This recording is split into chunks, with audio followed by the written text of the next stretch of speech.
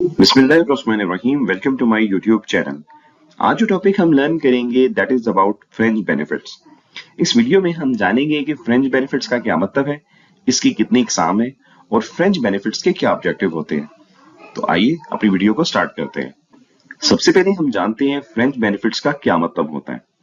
French benefits are additional benefits provided to an employ other than basic salary और wage. देखिए, जब किसी employ को अपनी बेसिक सैलरी या वेज के अलावा अपने एम्प्लॉयर से कोई बेनिफिट्स मिलते हैं, इन्हें हम फ्रेंच बेनिफिट्स कहते हैं।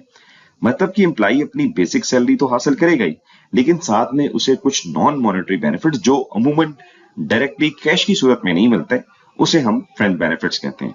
अब वो फ्रेंच बेनिफिट्स क्या हो सकती हैं? French benefits include like health insurance, medical leave हो सकती हैं, रिटायरमेंट प्लान्स, ट्रांसपोर्टेशन प्रोवाइड की जा सकती हैं, सब्सिडाइज मील दिए जा सकते हैं, फ्लेक्सिबल वर्किंग आवर्स हो सकते हैं, एजुकेशन असिस्टेंस हो सकती है, रिकलिएशन प्रोग्राम हो सकता है, चाइल्ड केयर, फैमिली अकोमोडेशन या ट्रेनिंग प्रोग्राम्स एक्सेट्रा। ये सारे क्या हैं? ये सब के सब फ्रेंच बेनिफिट्स कहलाते हैं। और एक चीज याद रखिए कि fringe benefits always play an important role in attracting and retaining an employ in the organisation. और उसकी बड़ी वजह यह है कि ये बेनिफिट्स एम्प्लॉय की पर्सनल नीड्स, प्रोफेशनल और फाइनेंशियल नीड्स को भी एड्रेस करते हैं और ऑप्शन में ज्वाइन करने या रिमेन विद एन ऑर्गेनाइजेशन के डिसीजन को इन्फ्लुएंस कर रहे होते हैं। तो cut the story short, French benefit से मुराद ये है कि वो तमाम एडिशनल बेनिफिट्स जो एक एम्प्लॉय अपने एम्प्लॉयर से अदर देन बेसिक सैलरी हासिल करता है। Now let's talk about types of French benefits. इसमें सबसे पहली है हेल्थ इंश्योरेंस।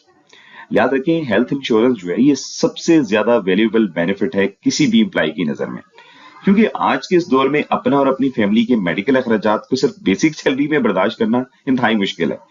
अमूमन इस बेनिफिट में एम्प्लॉइज का मेडिकल और उसका डेंटल ट्रीटमेंट शामिल होता है और समटाइम उनके कुछ ऑर्गेनाइजेशन है जो एम्प्लॉय को फैमिली मेडिकल भी प्रोवाइड करती हैं। इसी तरह से नेक्स्ट है रिटायरमेंट प्लान्स। देखिए, रिटायरमेंट प्लान भी एक ऐसा फाइनेंशियल एग्रीमेंट है जो एम्प्लॉयर अपने एम्प्लॉइज को ऑफर करता है ताकि over a period of service employ अपनी कुछ रकम का हिस्सा सेव या इन्वेस्ट कर ले ताकि जब वो रिटायर हो तो अपनी ओल्ड एज को वो बासानी बसर कर सकता है। और इंपॉर्टेंट बात यह है कि रिटायरमेंट प्लान में कंट्रीब्यूशन एम्प्लॉय और एम्प्लॉयर दोनों की तरफ से होती है। अमूमन इन रिटायरमेंट प्लान में पेंशन फंड्स, प्रोविडेंट फंड्स या फिर इंडिविजुअल सेविंग अकाउंट्स वगैरह शामिल होते हैं। नेक्स्ट है मेडिकल लीव। ये ऐसी पेड या मे बी समटाइम अनपेड भी हो सकती है टाइप ऑफ लीव होती है जो एम्प्लॉय को दी जाती है जब वो किसी बीमारी का शिकार हो जाता है। और इन लीव्स का मकसद ये होता है कि एम्प्लॉय अपनी रिकवरी पर फोकस करे without the fear of losing income और जॉब। नेक्स्ट है जी ट्रांसपोर्टेशन। ट्रांसपोर्टेशन सर्विसेज में ऑर्गेनाइजेशन अपने एम्प्लॉइज को फ्री ट्रांसपोर्ट प्रोवाइड करती हैं ताकि उनका सफर आरामदेह हो और वो वक्त पर अपने ऑफिस में पहुंच सकें, या फिर एम्प्लॉय को ट्रेवल अलाउंस दे दिया जाता है ताकि उनके सफर का खर्चा कम से कम हो। अब आप देखें, जिस तरह मैंने स्टार्ट में आपको कहा कि ये फ्रेंच बेनिफिट्स होते तो ज्यादातर नॉन मॉनेटरी हैं, लेकिन कुछ बेनिफिट्स जो हैं ऐसे हैं जिनके लिए एम्प्लॉय को कैश दे दिया जाता है उसकी सैलरी के साथ, जिस तरह ये ट्रांसपोर्टेशन अलाउंस वगैरह। नेक्स्ट है सब्सिडाइज मील। इस बेनिफिट के तहत एम्प्लॉइज को डिस्काउंटेड या फ्री मील ऑप्शन की कैफेटेरिया में जो है वो प्रोवाइड किया जाता है। और इसका फायदा ये है कि एक तो उनके पैसे बच जाते हैं और दूसरा उनको हेल्दी फूड मिल जाता है और साथ में एम्प्लॉइज की प्रोडक्टिविटी भी इंक्रीज हो जाती है क्योंकि उन्हें खाने के लिए बाहर नहीं जाना पड़ता। नेक्स्ट जो है वो है एजुकेशन असिस्टेंस। इस बेनिफिट के तहत ऑर्गेनाइजेशन अपने एम्प्लॉइज को उनकी एजुकेशन इंप्रूव करने में फाइनेंशियल असिस्टेंस प्रोवाइड करती हैं ताकि उनकी स्किल्स मजीद बेहतर हो और वो अपने करियर में फर्दर ग्रो कर सकें। नेक्स्ट है जी रिक्रिएशनल प्रोग्राम्स। अमूमन गुड एम्प्लॉयर्स जो होते हैं वो अपने एम्प्लॉइज की मेंटल रिलैक्सेशन और फिजिकल वेलबींग के लिए कुछ तफरीही एक्टिविटीज अरेंज करती हैं, जैसे पिकनिक वगैरह, स्पोर्ट्स इवेंट्स हो गए या कल्चरल इवेंट्स वगैरह। और इन तमाम एक्टिविटीज के तमाम एक्सपेंडिचर्स एम्प्लॉयर खुद पे करता है, खुद बर्दाश्त करता है और एम्प्लॉइज वो इन एक्टिविटीज को एंजॉय करते हैं। इसी तरह से नेक्स्ट है चाइल्ड केयर। अक्सर ऑप्शन में खवातीन वर्कर्स के जो है अपने बच्चों के लिए डे केयर सेंटर बना दिए जाते हैं ताकि वो अपने काम पर बेटर फोकस करें और अपने बच्चे की देखभाल की उनको कोई फिक्र ना हो। सिमिलरली नेक्स्ट है फैमिली अकोमोडेशन। इससे मुराद ये है कि अक्सर बड़ी ऑर्गेनाइजेशन अपने एम्प्लॉइज को अकोमोडेशन या रेंट अलाउंस पे करती हैं ताकि वो अपनी फैमिली को कंफर्टेबली सेटल कर सकें और भरपूर अपनी कमिटमेंट दें टुवर्ड्स देयर जॉब। नेक्स्ट है ट्रेनिंग प्रोग्राम्स। इस बेनिफिट्स में ऑर्गेनाइजेशन अपने एम्प्लॉइज को वर्कशॉप, कोर्सेज या सर्टिफिकेशन ऑफर करती है ताकि वो अपनी स्किल्स को इंप्रूव करें और अल्टीमेटली जिससे उनकी वर्क परफॉर्मेंस बेहतर हो जाए।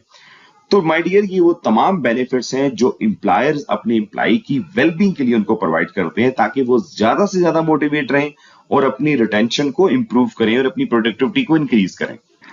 फाइनली अब हम बात करते हैं फ्रेंच बेनिफिट्स के क्या ऑब्जेक्टिव होते हैं या एम्प्लॉय क्यों फ्रेंच बेनिफिट्स को कंसीडर करता है बिफोर ज्वाइनिंग और स्टेइंग इन एन ऑर्गेनाइजेशन।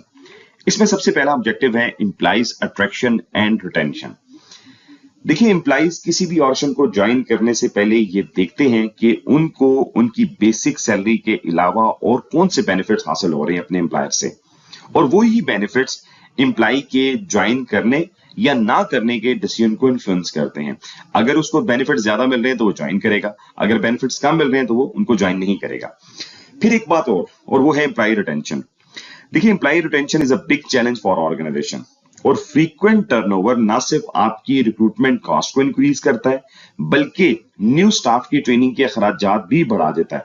तो ऐसे में ऑर्गेनाइजेशन जो है वो एम्प्लॉइज को अट्रैक्ट करने या ट्रेन करने के लिए कंप्रीहेंसिव फ्रेंच बेनिफिट्स प्लान तैयार करती है ताकि एक स्टेबल वर्कफोर्स को ऑर्गेनाइजेशन में रखा जाए। नेक्स्ट है increasing employ motivation and productivity. Employees को जब फ्रेंच बेनिफिट्स प्रोवाइड किए जाते हैं तो वो अपने आप को मोर वैल्यूड और सपोर्टिव महसूस करते हैं और वो मोटिवेटेड रहते हैं। जैसे हेल्थ एंड वेलनेस बेनिफिट जो है, इसके जरिए एम्प्लॉय अपनी मेंटल और फिजिकल हेल्थ को मेंटेन रख सकता है और अपने काम की तरफ भरपूर तवज्जो दे सकता है। फिर इसी तरह से professional development benefits such as educational assistance, training programmes वगैरह, ये ना सिर्फ एम्प्लॉय की स्किल्स को एनहांस करते हैं बल्कि डायरेक्टली उसकी प्रोडक्टिविटी को इंक्रीज करते हैं, क्योंकि एक हेल्दी और मोटिवेटेड वर्कफोर्स ही बेहतर परफॉर्मेंस दे सकती है। Next is competitive advantage in recruitment. देखिए, जब कोई ऑर्गेनाइजेशन अपने एम्प्लॉइज को अट्रैक्टिव फ्रेंच बेनिफिट्स प्रोवाइड करती है तो ये उसे कंपेटिटिव एडवांटेज की सूरत में मिलता है by making them more appealing to potential candidates.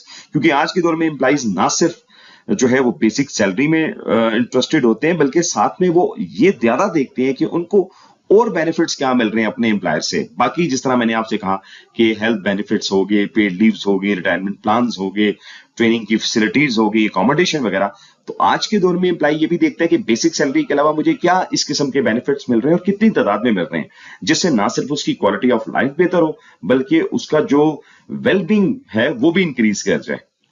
Next है job security and loyalty. French benefits इस बात को इंडिकेट करते हैं कि ऑर्गेनाइजेशन अपने एम्प्लॉइज को वैल्यू देती है और जब एम्प्लॉइज ये महसूस करता है कि उसकी ऑर्गेनाइजेशन के पास उसके लिए रिटायरमेंट प्लान्स, पेड लीव्स वगैरह हैं, तो वो अपने आप के लिए जॉब सिक्योरिटी महसूस करता है और एम्प्लॉइज का अपने एम्प्लॉयर पर ट्रस्ट ना सिर्फ उसकी लॉयल्टी की सूरत में आता है बल्कि ऑर्गेनाइजेशन में टर्नओवर भी कम हो जाता है। एम्प्लॉइज उस ऑर्गेनाइजेशन को नहीं छोड़कर जाते क्योंकि उनको पता होता है कि यहाँ पे हमारी जॉब सिक्योरिटी है, यहाँ पे हमें बेसिक सैलरी के अलावा और भी बहुत सारे बेनिफिट्स जो है वो हासिल है। Last but the least, that is reduce stress from unexpected events. देखिए, जैसे हेल्थ इंश्योरेंस है, पर्सनल लोन्स हो गए, मेडिकल लीव वगैरह, ये वो बेनिफिट्स हैं जो एम्प्लॉइज को अनफोर्स सर्कमस्टांसेस को मैनेज करने में हेल्पफुल होते हैं विदाउट एनी फाइनेंशियल हार्डशिप, क्योंकि उनको पता होता है कि उनकी ऑर्गेनाइजेशन उनको मुश्किल वक्त में सपोर्ट कर रही है। So now let's conclude the discussion कि फ्रेंच बेनिफिट्स से मुराद ऐसे तमाम बेनिफिट्स हैं जो एक employer other than basic salary अपने एम्प्लॉइज को देता है, जिससे ना सिर्फ एम्प्लॉइज का टोटल कंपनसेशन पैकेज बेहतर हो जाता है बल्कि वो लंबे अरसे तक ऑर्गेनाइजेशन के साथ कनेक्ट रहता है। मैं उम्मीद करता हूं कि आज आपने फ्रेंच बेनिफिट्स के टॉपिक को अच्छे से समझा होगा। वीडियो अच्छी लगी हो तो हमारे चैनल को जरूर सब्सक्राइब कीजिएगा, लाइक कीजिएगा, शेयर कीजिएगा। अपना बहुत ज्यादा ख्याल रखें। Stay blessed.